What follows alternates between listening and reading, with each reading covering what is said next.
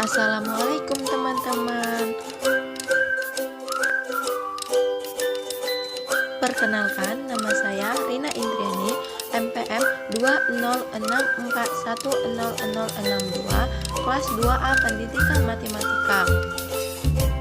Di video kali ini aku akan membahas materi tentang konsep dasar diagnostik kesulitan belajar. Menurut Abin, diagnostik kesulitan belajar adalah suatu proses upaya untuk memahami jenis dan karakteristik serta latar belakang kesulitan-kesulitan belajar dengan menghimpun dan mempergunakan berbagai data atau informasi selengkap dan seobjektif mungkin, sehingga memungkinkan untuk mengambil kesimpulan dan keputusan serta mencari alternatif kemungkinan pemecahannya. Jadi melalui adanya diagnostik terhadap permasalahan siswa, terutama yang berkaitan dengan proses belajar siswa di lingkungan pendidikan, maka seorang pendidik ataupun pihak-pihak yang bersangkutan dengan siswa yang mengalami kegagalan tersebut dapat mengupayakan adanya pemberian bantuan berupa layanan bimbingan kepada siswa tersebut untuk dapat mengatasi kesulitan-kesulitan belajar yang dihadapinya, sehingga siswa dapat mencapai hasil yang diharapkan serta dapat mencapai tugas perkembangan dengan baik. Kesulitan-kesulitan belajar. Menurut Sasmita mengatakan bahwa kesulitan belajar dapat diartikan sebagai suatu kondisi dalam proses belajar yang ditandai oleh adanya hambatan-hambatan tertentu untuk memperoleh hasil belajar. Menurut Parnawi, kesulitan yang dirasakan oleh peserta didik bermacam-macam, yang dapat dikelompokkan menjadi 4 macam, yaitu sebagai berikut. Yang pertama, dilihat dari jenis kesulitan belajar.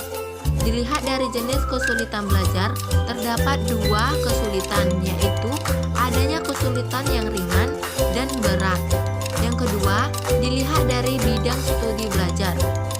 Ada peserta didik yang hanya mengalami kesulitan belajar di bidang studi tertentu, dan ada peserta didik yang mengalami kesulitan belajar pada semua bidang studi. Yang ketiga, dilihat dari sifat kesulitannya. Ada yang menetap atau permanen dan ada yang hanya sementara. Dan yang terakhir, dilihat dari segi faktor penyebabnya. Ada yang karena faktor intelijensi dan ada yang disebabkan karena faktor non-intelijensi. Jenis-jenis kesulitan belajar.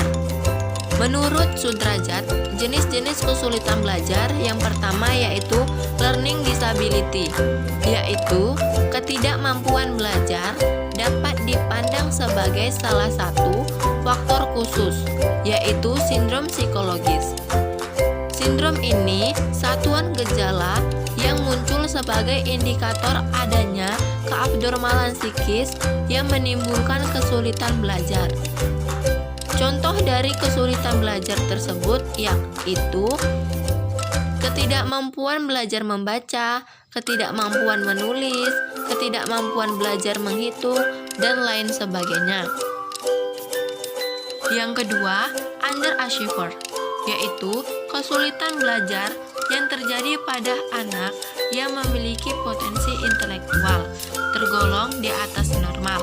Tetapi ketika dilakukan tes kemampuan belajar, ternyata hasil belajarnya lebih rendah dari apa yang kita pikirkan. Yang ketiga, slow learning. Jadi, anak slow learning ini membutuhkan lebih banyak waktu pengulangan untuk dapat memahami konsep-konsep baru. Jadi, anak tersebut memiliki daya tangkap yang lebih lambat dibandingkan dengan anak-anak seusianya.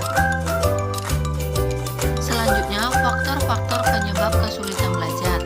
Menurut Jamara, melihat kesulitan belajar dari 2 aspek, yaitu dari sudut internal dan eksternal. Menurut faktor-faktor anak didik,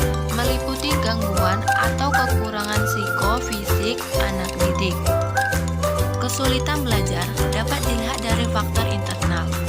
Faktor internal meliputi sifatnya yang kognitif, seperti rendahnya kapasitas intelektual atau intelijensi. Yang kedua, yang bersifat afektif, seperti labilnya emosi dan sikap.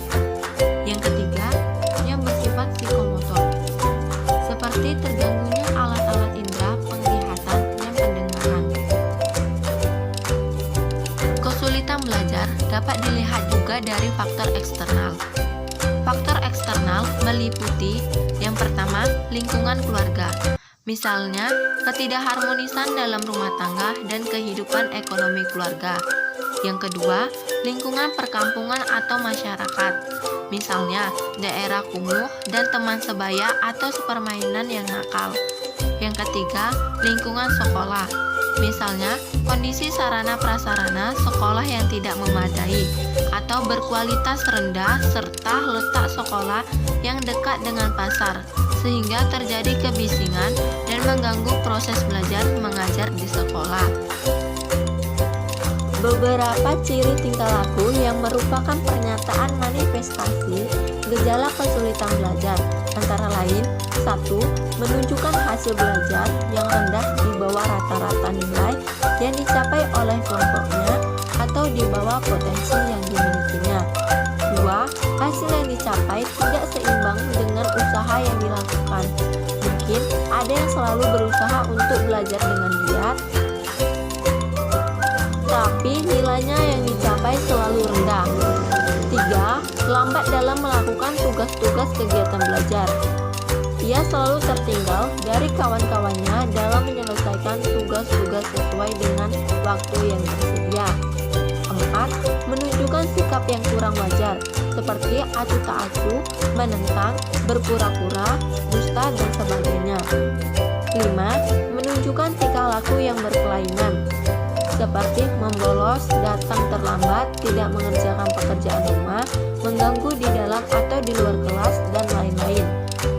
6. Menunjukkan gejala emosional yang kurang wajar, seperti pemurung, mudah tersinggung, pemarah, tidak atau kurang gembira dalam menghadapi situasi tertentu.